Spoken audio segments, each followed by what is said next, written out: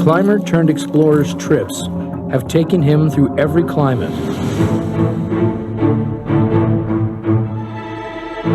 I have thousands of maps downstairs, and it's just constant planning and constant research. You know, there's an incredible amount of physical demand. I'm carrying 100-pound loads for 80 miles, you know, climbing these big walls, enduring all of the weather and the environments. Looks like a storm is upon us. We're a little bit delirious, cold, dehydrated.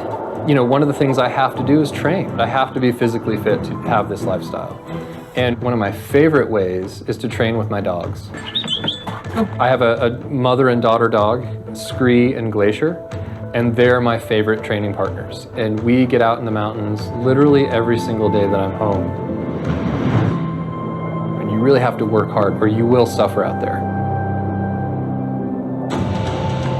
Being an explorer has a lot of responsibility.